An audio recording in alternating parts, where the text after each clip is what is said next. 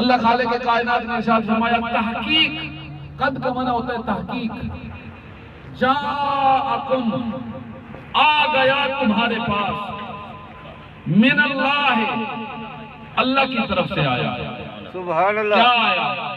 نور، اللہ کی طرف سے نور آ گیا، وَكِتَابٌ مُبِينٌ اور روشن کتاب آ گئی۔ سبحان اللہ، قد یہ اس کا معنی ہے تحقیق۔ اب اگر کوئی عالم، کوئی محقق، کوئی اسکالر بیان کرے تو وہ کہے کہ بھئی تحقیق یہ ہے، ریسرچ یہ ہے کہ حضور نور ہے، جی ہو سکتا ہے اس کی تحقیق غلط ہو۔ لوگوں جس مسئلے کو اللہ بیان کرے اور اس کتاب میں بیان کرے جس کے پہلے پیج، پہلے صفحے کی پہلی لائن میں اس نے نازل کیا اور لکھوا دیا ذالک الکتاب لا ریب فیہ، سبحان اللہ، ذالک الکتاب لا ریب فیہ۔ اے قرآن کی تلاوت کرنے والے، اگلی سطر بعد میں پڑھنا، پیج بعد میں بدلنا۔ اگر قرآن پڑھنا ہے تو یہ مائنڈ بنا کے بیٹھو، یہ ذہن رکھ کے پڑھو کہ قرآن میں جو کچھ ہے وہ سارا حق ہی حق ہے۔ سبحان اللہ، ایسی عظمت والی کتاب جو شک سے پاک، فرمان رب کا، اور پھر وہ فرمائے قد جاءکم، تحقیق یہ ہے۔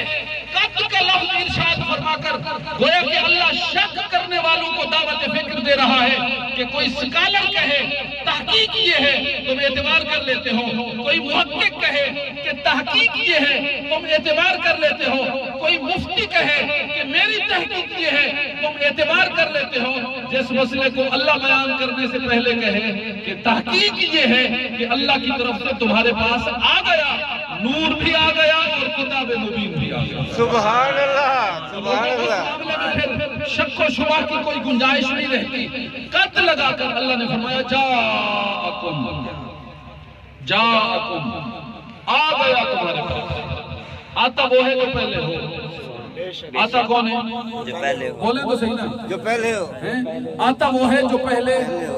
ہم سب یہاں آئے ہیں، تھے تو آئے ہیں، ہوتے ہی نہ تو کیا آتے ہیں؟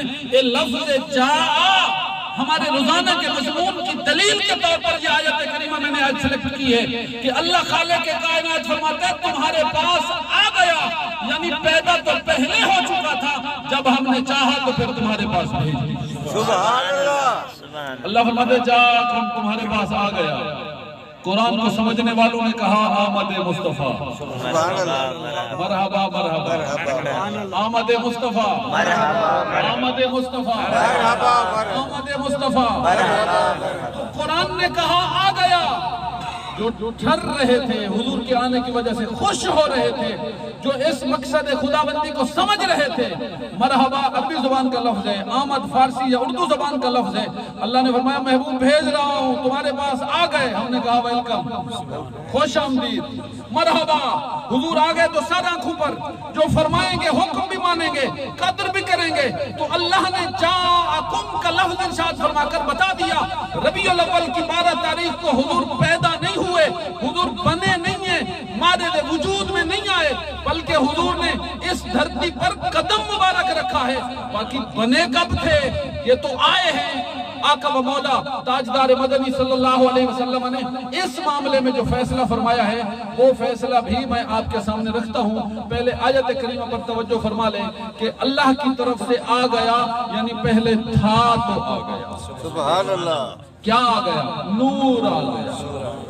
کیا آیا؟ وَكِتَابٌ مُبِينٌ۔ جلالین شریف دو بزرگوں کی کتابیں مدارس میں پڑھائی جاتی ہے، کم از کم جو سال 2 سال مدرسے میں پڑھا ہو اس نے جلالین کی شکل ضرور دیکھی ہوگی، اور دیگر روح المعانی، روح البیان، تفسیر ابن کثیر اور تفسیر کبیر، متعدد تفاسیر کے اندر یہ وضاحت موجود ہے کہ یہاں جس نور کی آمد کی اللہ بات ارشاد فرما رہا ہے، اس نور سے مراد محمد کریم صلی اللہ علیہ وسلم کی ذات مقدس ہے۔ اس نور سے مراد حضور کی ذات ہے۔ حضور کو اللہ نے نور بھی کہا اور آنے کی بات بھی ارشاد فرمائی، لیکن نور کے بعد ہے واہ۔ ہمارے کچھ دوستوں کو غلط فہمی ہوتی ہے کہ یہاں نور سے مراد قرآن ہے، آمنا وصدقنا۔ نور کے بعد اگر صرف اللہ فرماتا نا کہ تمہارے پاس نور آ گیا تو ہم بھی شاید یہی سمجھ لیتے کہ یہ قرآن آیا ہے اللہ کی طرف۔ اس بات میں کوئی شک نہیں، قرآن بھی آیا ہے، قرآن کی عظمت کے بھی الحمدللہ قائل اور ماننے والے، لیکن اللہ نے یہاں دو چیزوں کے آنے کی بات کی ہے۔ اللہ نے یہاں دیکھو، میں آسان لفظوں سے میں آپ کو سمجھانا چاہتا ہوں۔ ابھی میں نماز پڑھا کے آ رہا تھا تو یہ بزرگ چودھری صاحب مجھے ملے، میں نے کہا محفل ملا دے چلیں، تو ہم آ گئے۔ تو اب اگر میں آسان لفظوں بیان کروں، میں کہوں گا کہ میں اور چودھری کرامت علی صاحب آئے، میں اور تو اور کا لفظ یہ اردو زبان کا قاعدہ ہے کہ جب دو ذاتوں کا ذکر ہو تو درمیان میں اور کہتے ہیں۔ میں یوں تو نہیں کہوں گا نا کہ میں کرامت علی صاحب آئے، میں تو کرامت علی نہیں ہوں، میں اور کرامت علی، یعنی میں اپنے بارے میں کہہ رہا ہوں، دوسری ذات جس کا نام لے رہا ہوں میں وہ کرامت علی صاحب، یہ اور چیز ہے، میں اور چیز ہوں، درمیان میں ہم نے بولا اور عربی زبان کا قاعدہ یہ ہے کہ جب دو ذاتوں کا بیان ہو تو درمیان میں ہوتی ہے واو، انگلش میں ہوتا ہے اینڈ، مختلف زبانوں میں مختلف الفاظ ہیں۔ تو اللہ فرما رہے ہیں جاءکم من اللہ نور و کتاب مبین، وا کا لفظ بتا رہا ہے جس کا انگلش میں معنی اینڈ اور اردو میں اور ہے۔ یہ وا اس بات کی دلیل ہے کہ آنے والی چیزیں دو ہیں، ایک چیز آئی ہے نور اور دوسری چیز آئی ہے کتاب مبین۔ نور سے مراد حضور کی ذات ہے اور کتاب مبین سے مراد اللہ کا وہ کلام ہے جسے ہم قرآن مجید کہتے ہیں۔ سبحان اللہ۔ تو اللہ کی طرف سے نور آیا، اللہ کی طرف سے کتاب مبین آ گئی۔ نور کا آنا بھی برحق ہے، کتاب کا آنا بھی برحق ہے، اور لوگوں اگر ایک منٹ کے لیے تسلیم کر لیا جائے کہ یہاں پر نور سے مراد قرآن ہے، آمنا و صدقنا، سنی تو بڑا ہی ماننے کے لیے قرآن کی طرف دیکھیں کہ قرآن کیا ہے۔ قرآن خود فرماتا ہے آخری پارہ سورۃ التکویر، اللہ فرماتا ہے انہو لقول رسول کریم، سبحان اللہ، انہو لقول رسول کریم۔ قرآن کیا ہے؟ رسول تو میرے عزت والے رسول کی باتیں ہیں۔ سبحان اللہ۔ قرآن کیا ہے؟ عزت والے رسول کی باتیں ہیں۔ اگر قرآن مان لو، قرآن تو میرے مصطفیٰ کی زبان سے نکلے ہوئے جملے ہیں، قرآن تو حضور کی زبان پاک سے کہا ہوا ایک قول ہے، تو جس ذات کا قول نور ہو وہ ذات خود نور نہیں ہوگی۔ سبحان اللہ۔ اگر قرآن نور سے مراد قرآن لیں تو بھی حضور کی نورانیت ثابت ہوتی ہے، اور اگر مفسرین کی صراحت اور وضاحت کے مطابق یہی مطلب سمجھ لیں کہ حضور اللہ کی طرف سے نور بن کر آئے، یہ بھی برحق ہے، اور کتاب مبین لے کر آئے، یہ بھی برحق ہے۔ نور آ گیا، بنا کب تھا؟ دو حدیث سماعت فرمائے، بات ختم کرتا ہوں، کافی دیر سے محفل ہے، آپ تھکے بیٹھے ہیں۔ خاموشی ہاں کی دلیل ہوتی ہے، میں نے کہا آپ تھکے بیٹھے کہتے ہیں، چپ ہو جائے سمجھ لیں۔ ہاں ایک امام گزرے ہیں جن کا نام ہے امام عبد الرزاق رحمت اللہ تعالی علیہ۔ دنیا میں جتنی کتابیں لکھی گئی ہیں نا، ان میں سے ایک کتاب ہے صحیح بخاری شریف، امام بخاری نے اسے لکھا، الجامع المختصر جی من امور رسول اللہ صلی اللہ علیہ وآلہ وبارک وسلم۔ صحیح بخاری شریف کے نام سے مشہور ہے، عموماً سب جانتے ہیں بخاری شریف۔ بخاری شریف یہ جو مغرب سائڈ کے علماء ہیں وہ فرماتے ہیں کہ حدیث کی کتابوں میں پہلا نمبر صحیح مسلم کا ہے، اور ہم یہ جو اس طرف والے ایشیا کے علماء ہیں یہ فرماتے ہیں کہ حدیث کی کتابوں میں پہلا نمبر صحیح بخاری کا ہے۔ لیکن میں آپ کو جو حدیث سنا رہا ہوں وہ بخاری مسلم کی نہیں ہے، بلکہ بخاری مسلم کے استاد کی کتاب میں۔ سبحان اللہ۔ امام عبد الرزاق یہ امام بخاری کے بھی استاد ہیں اور امام مسلم کے بھی استاد ہیں۔ انہوں نے کتاب لکھی مسند عبد الرزاق۔ مسند عبد الرزاق کے اندر یہ روایت پاک موجود ہے۔ حضور کی بارگاہ میں ایک صحابی رسول حاضر ہوئے، ان کا نام تھا حضرت جابر بن عبداللہ انصاری رضی اللہ تعالیٰ عنہ۔ حضور کے اتنا پیارے صحابی ہیں کہ حضور ان کے ذاتی معاملات میں بھی انٹرسٹ اور دلچسپی لیا کرتے تھے۔ سبحان اللہ۔ ان کے والد ماجد کا جنگ احد میں انتقال ہو گیا تھا، اور ان کے والد ماجد جب انتقال فرما چکے تو وہ مقروض تھے، قرض خواہ بہت زیادہ تھے۔ حضرت جابر کے پاس قرض مانگنے والے آتے اور حضرت جابر پریشان ہوتے۔ سب کو یہ کہا ہوا تھا کہ ابھی کھجوریں پکیں گی، پھل اتریں گے تو تمہیں میں اپنے باپ کا قرضہ دوں گا۔ اب جو بھی قرض مانگنے والا آتا اسے کہتے بھئی دیکھو اب پھل لگ رہے ہیں، جو ہی پھل پکتا ہے کھجور کا میں آپ کا قرض دوں گا۔ اندر سے پریشان اس لیے تھے کہ کھجوریں اتنی تھیں کہ بمشکل ایک قرض خواہ کا قرض ادا ہوگا۔ اور قرض دار تو زیادہ ہیں. جب کھجوریں پک گئیں تو یہ اپنی مشکل لے کر حضور کی بارگاہ میں حاضر ہوتا. آقا یا رسول اللہ میرے والد ماجد آپ کے قدموں پہ قربان ہو چکے جنگ احد میں. میرے والد ماجد مقروض تھے, کھجوریں تھوڑی ہیں, قرض خال زیادہ ہیں. حضور نے ہمیں جب کھجوریں پک جائیں اس کا پھل توڑو تو وپاریوں کو, قرض مانگنے والوں کو بھی بلا لینا, مجھے بھی بلا لینا, میں آؤں گا اور آپ کے باپ کا قرض ادا کروں گا. سبحان اللہ. حضرت جابر فرماتے ہیں, بڑی معنی افروز حدیث بات ہے, حضرت جابر فرماتے ہیں جب کھجوریں اتری تو میں نے 2 ڈھیریاں لگا لی, کوالٹی وائز 2 ڈھیریاں کھجوروں کی لگائیں, اور میں نے گھر والی سے کہا خبردار کوئی ایک کھجور بھی نہ اٹھائے, قرض مانگنے والے زیادہ ہیں, کھجوریں بہت پہلے کم ہیں. مطلب میرے دل میں بہت ارمان بھی تھا کہ میرے چھوٹے چھوٹے بچے ہیں اور میں نے بچوں کو ایک کھجور بھی نہیں کھلائی. حضور کی بارگاہ میں حاضر ہو گیا. حضور کھجور کی ڈھیری لگا دی گئی ہے اور قرض مانگنے والے بھی سارے آ گئے. میرے آقا و مولا تاجدار مدنی صلی اللہ علیہ وسلم کی رحمت دیکھیں, شفقت دیکھیں, بذات خود حضور اس جگہ تشریف لائے جہاں کھجور کی ڈھیریاں لگی ہوئی. حضور نے دیکھا اتنے سارے قرض گاہ ہیں, کوئی کہتے ہیں میری 5 من بنتی ہیں, کوئی کہتا ہے 10 من بنتی ہیں, کوئی کہتا ہے 20 من بنتی ہیں. حضور نے کھجوروں کی ایک ڈھیری کے ارد گرد چکر لگایا. چکر لگانے کے بعد حضور نے برکت کی دعا کی. جابر سے فرمایا وہ قرض مانگنے والوں سے کہو کہ اپنا برتن لے آئیں کھجور لینے کے لیے, اور ترازو کا پلڑا مجھے پکڑائیں, میں خود ناپ کر خود تول کر دوں گا. سبحان اللہ. حضرت جابر فرماتے ہیں میں حیران کہ حضور اتنا مجھ پہ شفقت فرما رہے ہیں. کھجور کی ڈھیری میں حضور وہ ترازو کا پلڑا بھرتے ہیں, وزن کرتے ہیں, پھر تیری یہ 5 کلو ہو گئی, یہ 10 کلو ہو گئی, تول کے دے رہے ہیں. ایک قرض مانگنے والا کہتے ہیں حضور بس میرا حساب چکتا ہوا, اور آ جائے, دوسرا آ جائے, تیسرا آ جائے, چوتھا آ جائے. حضرت جابر فرماتے ہیں جب سارے قرض خواہ اپنا قرض لے کر چلے گئے تو میں نے دیکھا وہ پہلی ڈھیری اسی طرح تھی جس طرح وہ تلنے سے, وزن کرنے سے پہلے ہوئی. سبحان اللہ. تکبیر.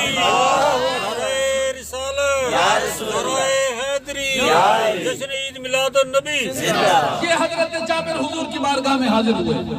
یہی حضرت جابر رضی اللہ تعالیٰ عنہ, اور حضور صلی اللہ علیہ وسلم کی بارگاہ میں آ کر انہوں نے جو جملے کہے تھے وہ سنیے. وہ کہتے ہیں قلت یا رسول اللہ صلی اللہ علیہ وسلم بے ابی انت و امی. آقا یا رسول اللہ آپ کے قدموں پر جابر کا ابا بھی قربان, جابر کی اماں بھی قربان. سبحان اللہ. یہ صحابہ کرام کا تقیہ کلام تھا. جب میرے آقا کی بارگاہ میں آتے کوئی کہتا فدا کا ابی و امی یا رسول اللہ, کوئی کہتا بے ابی انت و امی یا رسول اللہ. معنی دونوں کا ایک بنتا ہے. حضور ماں باپ کی آپ نے بڑی عظمت بتائی ہے, مگر ماں باپ کی عظمتیں, ماں باپ کی عزتیں حضور آپ کے قدموں کی دھول پہ. یہ حضور کے صحابہ یہ جملہ بولا اور عرض کیا آقا اخبرنی عن اول شیء خلقہ اللہ تعالی قبل الاشیاء. مسند امام عبدالرزاق بخاری مسلم کے استاد, صحیح روایت پاک ہے. امام الانبیاء صلی اللہ علیہ وسلم کی بارگاہ میں عرض کیا آقا میں آج آپ سے ایک مسئلہ پوچھنے آیا ہوں, مجھے یہ تو بتائیں کہ اللہ نے سب سے پہلے اول شیء, ساری چیزوں سے پہلے اللہ نے کس چیز کو پیدا فرمایا؟ سبحان اللہ. تو میرے آقا و مولا صلی اللہ علیہ وسلم نے یہ نہیں فرمایا بھئی یہ کیسا مسئلہ مجھ سے پوچھنے آ گیا, مجھ سے نماز کا طریقہ پوچھا ہوتا, مجھ سے وضو کا طریقہ پوچھا ہوتا, عشر کے مسائل پوچھے ہوتے, زکوٰۃ کے مسائل پوچھے ہوتے. تجھے پتہ نہیں میں 1,24,000 نبیوں کے بعد آیا ہوں, مجھ سے پہلے 1,24,000 نبی ہیں, ان کی امتیں ہیں, اس سے پہلے زمین و آسمان اور فرشتے اور جن, کیا پتہ مجھ سے پہلے ساری چیزوں سے پہلے کیا بنا تھا. نانا میرے آقا و مولا صلی اللہ علیہ وآلہ وبارک وسلم نے اپنے غلام, اپنے صحابی کا سوال سن کر حضور نے ڈانٹا نہیں کہ تو میرے علم کی وسعتیں بیان کرتا ہے, نہیں میں جابر تو صحیح جگہ پہنچا ہے, اس سوال کا جواب تجھے میرے سوا کوئی دے ہی نہیں سکتا. سب سے پہلے کیا بنا میں ہی جانتا ہوں, میں ہی بتاؤں گا. پھر حضور تاجدار مدنی صلی اللہ علیہ وسلم نے فرمایا یا جابر ان اللہ تعالی قد خلق قبل الاشیاء نور نبی کا من نور ہی. اے جابر جو تو نے سوال کیا ہے سوال کا جواب سن لے. اور یہ وہ لفظ حضور کی حدیث میں یہاں بھی وہی قد ہے جو قرآن کی آیت کے اندر موجود ہے. سبحان اللہ. یعنی اللہ جس حکمت کے تحت قد کا لفظ قرآن میں نازل کر رہا تھا, میرے مصطفیٰ کریم صلی اللہ علیہ وسلم نے گویا کہ نگاہ نبوت سے یہ دیکھ لیا میری نورانیت اور اولیت کے حوالے سے شکوک و شبہات پیدا کیے جائیں گے. حضور نے جواب دیتے ہوئے فرمایا قد تحقیق یہ ہے خلق قبل الاشیاء, ساری چیزوں سے پہلے اللہ نے جس چیز کو پیدا فرمایا اے جابر وہ تیرے نبی کا نور. سبحان اللہ. وہ تیرے نبی کا من نور ہی اور اپنے نور سے پیدا فرمایا. کوئی پہلے مٹیریل نہیں تھا جس کے ذریعے میرا نور بنتا. بنایا مجھے اللہ نے ہے اور اللہ خالق کائنات نے مجھے سب سے پہلے پیدا فرمایا, نور بنایا اور اپنے نور سے پیدا فرمایا. امام الانبیاء صلی اللہ علیہ وآلہ وبارک وسلم نے پھر وضاحت فرمائی, فرمایا فَجَعَلَ ذَلِكَ يَدُورُ بِالْقُدْرَةِ حَيْثُ شَاءَ اللَّهُ تَعَالَى. اللہ خالق کائنات نے میرے نور کو پیدا فرمایا, پھر وہ میرا نور تیرے نبی کا نور کائنات کے اندر گردش کرتا رہا.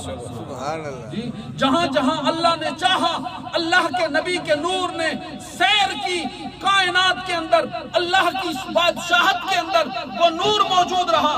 اور حضور نے وضاحت کر دی, فرمایا وَلَمْ يَكُنْ فِي ذَلِكَ الْوَقْتِ. وہ نور جو گردش کرتا رہا, کوئی یہ سمجھے کہ زمین و آسمان میں گردش کرتا رہا, سورج کے پاس گردش کرتا رہا, لوح و قلم کے پاس گردش کرتا رہا, نہیں. فرمایا وَلَمْ يَكُنْ فِي ذَلِكَ الْوَقْتِ. میں حدیث کے جملے عربی زبان کے اس لیے پڑھ رہا ہوں کہ اگر کسی کو میرے ترجمے پہ شک ہو وہ اپنی آنکھوں سے اس روایت کو پڑھے اور اپنی مرضی سے ترجمہ کروائے. مفہومی کلمات اس جملے کی وضاحت میں یہ ہیں. حضور نے فرمایا یہ اس وقت کی بات ہے, وَلَمْ يَكُنْ فِي ذَلِكَ الْوَقْتِ لَوْحٌ وَلَا قَلَمٌ وَلَا جَنَّةٌ وَلَا نَارٌ وَلَا مَلَكٌ وَلَا سَمَاءٌ وَلَا شَمْسٌ وَلَا قَمَرٌ وَلَا جِنِّيٌّ وَلَا إِنسِيٌّ. میں اس وقت کی بات کر رہا ہوں جب لوح بھی نہیں تھا, قلم بھی نہیں تھا, آسمان بھی نہیں تھا, زمین بھی نہیں تھی, سورج بھی نہیں تھا, چاند بھی نہیں تھا, نہ کوئی جن تھا, نہ کوئی فرشتہ تھا, نہ کوئی انسان تھا. ایک رب تھا جس نے سب سے پہلے مجھے پیدا فرمایا. سبحان اللہ.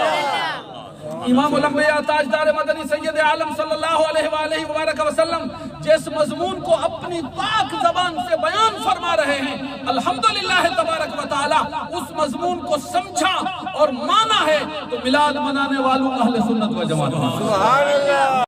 ساری چیزوں سے پہلے بنے ہیں, کچھ نہ تھا.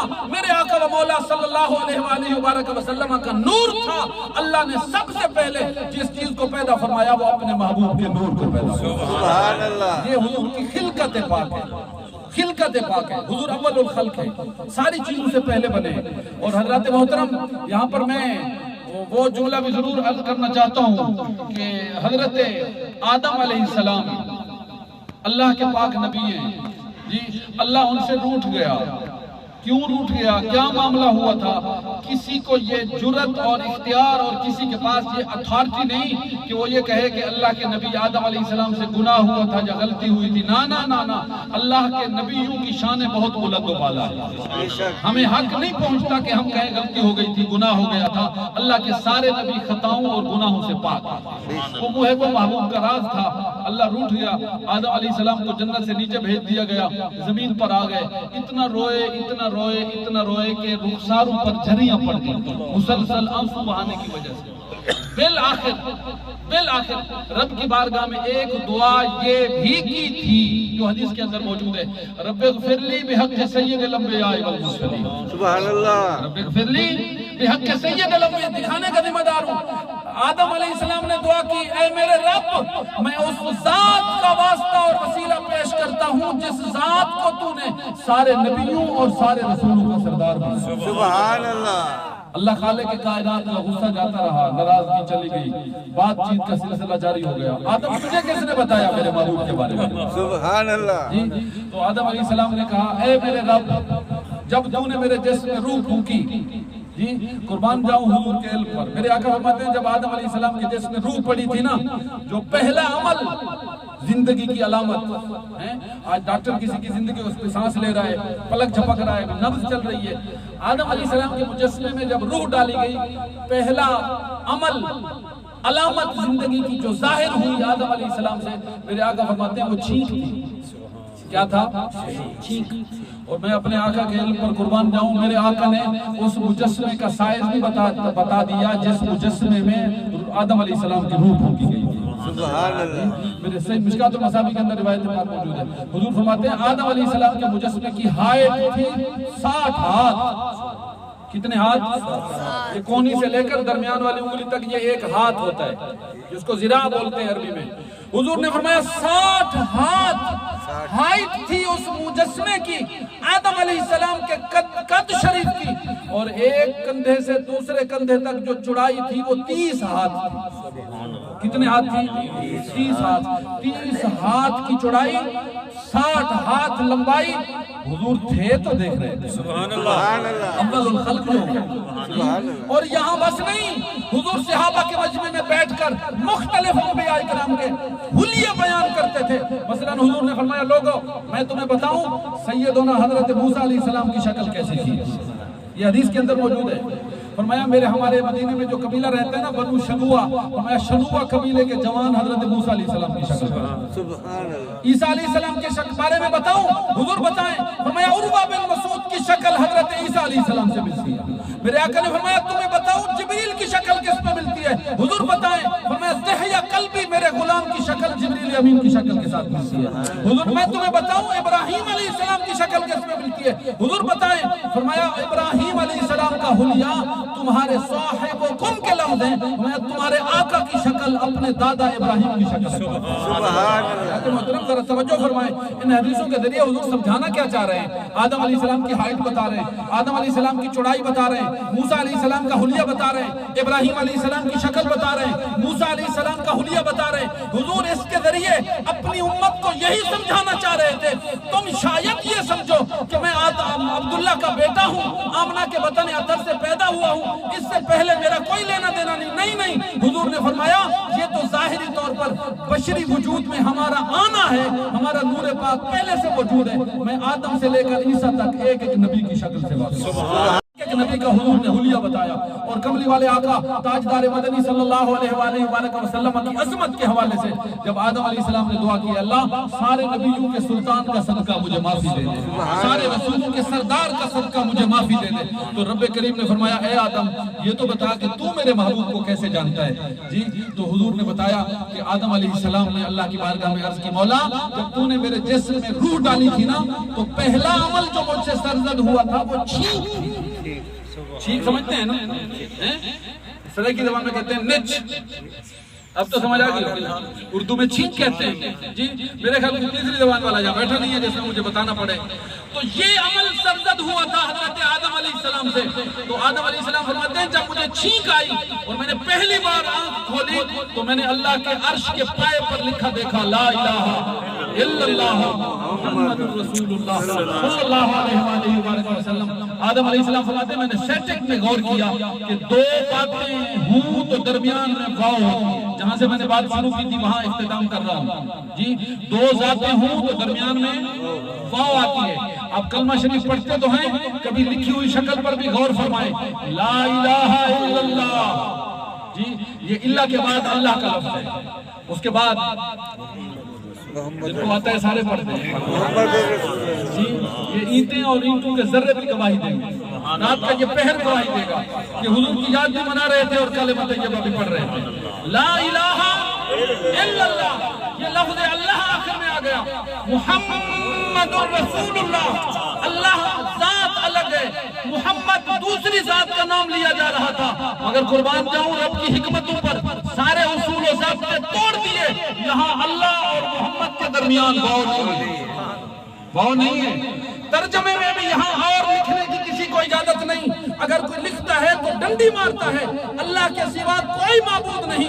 जनाब मोहम्मद करीम सल्लल्लाहु अलैहि वसल्लम अल्लाह के सच्चे रसूल हैं। बातें दो हैं मगर गिनती में एक है। सुभान अल्लाह। बातें दो है ना, अल्लाह के सिवा कोई माबूद नहीं, एक बात खत्म। मोहम्मद अरबी सल्लल्लाहु अलैहि वसल्लम अल्लाह के रसूल हैं, दो बातें हो गई ना। लेकिन जब आप देखें कि इस्लाम के अरकान गिने जाते हैं, हुजूर ने भी गिनवाए, तो इन दो बातों को एक शुमार किया। इन दो बातों को गवाही देना इस बात की कि अल्लाह के सिवा कोई माबूद नहीं, गवाही देना इस बात की कि मोहम्मद अरबी अल्लाह के सच्चे रसूल हैं, ये एक हो गया। नमाज पढ़ना दूसरा हो गया, ज़कात देना तीसरा हो गया, हज करना चौथा हो गया, रमजान के रोजे 5 हो गए। अगर वैसे गिने तो बातें 6 बनती हैं। लेकिन हुजूर ने फरमाया ये फिगर यहाँ 6 का नहीं जचेगा, यहाँ 5 का जचेगा। जुमले 2 थे मगर अल्लाह ने वाव लगाकर दोनों जुमलों को अलग अलग नहीं किया। जातें 2 थी, अल्लाह और मोहम्मद, दरमियान में वाव नहीं लिखी गई। और आज तक نہ کوئی اضافہ کر سکا ہے اور نہ قیامت تک کوئی اضافہ کر سکتا ہے۔ تو آدم علیہ السلام نے فرمایا جب میں نے یہ نام لکھے دیکھے کہ اللہ نے اپنے نام کے ساتھ جس ذات کا نام ملا رکھا ہے یقیناً یہ اس کا بہت پیارا ہے۔ آدم علیہ السلام نے کہا میرے رب میں تب سے سمجھ گیا تھا کہ اس کائنات میں تیری کوئی محبوب ہستی ہے۔ تو اللہ خالق کائنات نے فرمایا اے آدم اگر میں نے محبوب کو کائنات میں بھیجنا نہ ہوتا تو میں تجھے پیدا بھی نہ کرتا۔ سبحان اللہ۔ لولاک لما اظہرت الربوبیۃ، تجھے میرے محبوب اگر میں نے تجھے کائنات میں نہ بھیجنا ہوتا میں اپنا رب ہونا کسی پہ ظاہر نہ کرتا، نہ زمین بناتا، نہ آسمان بناتا، نہ سورج بناتا، نہ چاند بناتا۔ یہ سب کچھ بنا اس لیے ہے کہ پوری کائنات کی بزم سج جائے، انجمن آرائی ہو جائے، پھر کائنات کو بسانے والا میرا محبوب جلوہ کرے۔ سبحان اللہ۔ حضرات محترم اللہ خالق کائنات کا لاکھ لاکھ شکر ہے ہم اس کے بہت عظمتوں اور شانوں والے محبوب کی امتی ہیں۔ میں ذمہ سے بات کر رہا ہوں اللہ کی قسم، اللہ کے نبی جب حضور کی شان میں غور کرتے تھے تو دعائیں کرتے تھے مولا اس محبوب کا امتی بنایا ہوا۔ نبی ہو کر دعائیں کر رہے ہیں اللہ اپنے اس محبوب کا امتی بنایا ہوا، اپنے اس محبوب کے غلاموں میں شامل کر دیا ہوتا۔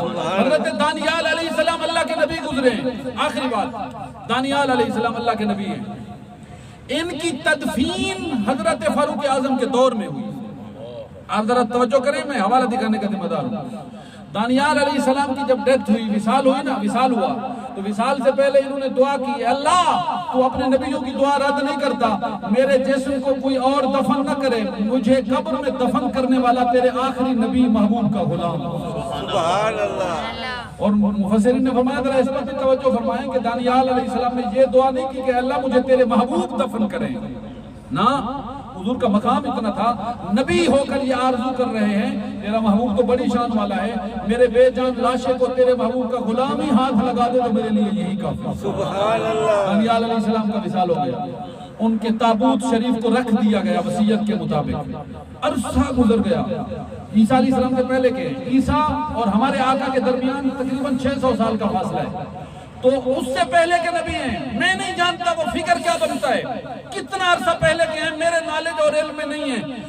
یہ طے ہے کہ 600 سال پہلے تو عیسیٰ علیہ السلام ہے، نہ جانے کب کا جسد اطہر رکھا ہوا تھا۔ جب حضور تشریف لائے تو حضور نے فرمایا من دل دانیال علیہ السلام فابشروہ بالجنہ، لوگوں ڈھونڈو کہیں دانیال علیہ السلام کا جسد اطہر رکھا ہوا ہے، جو تمہیں اس جسد اطہر کے بارے میں بتا دے اسے میری طرف سے جنت کی بشارت دے دے۔ سبحان اللہ۔ حضور کے دور میں وہ تابوت نہیں ملا، صدیق اکبر کے دور میں وہ تابوت نہیں ملا، فاروق اعظم کے دور میں تستر کا علاقہ فتح ہوا، وہاں کے گورنر تھے حضرت ابو موسیٰ اشعری رضی اللہ تعالیٰ عنہ۔ جب حضور کا غلام پہلی مرتبہ اس علاقے میں گیا تو ایک بڑھیا بھاگتی ہوئی آئی، کہنے لگی میں عرصے سے ایک امانت سنبھالے بیٹھی ہوں، اللہ کے نبی دانیال علیہ السلام کا جسد اطہر میرے پاس ہے اور میں نے محمد عربی کے غلام کے حوالے کرنا ہے۔ سبحان اللہ۔ فاروق حضرت ابو موسیٰ اشعری رضی اللہ تعالیٰ عنہ نے فرمایا اے خوش بخت بی بی اگر وہ امانت تیرے پاس ہے تو سن لے، کملی والے آقا صلی اللہ علیہ وسلم تجھے بھی جنت کی بشارت دے گی،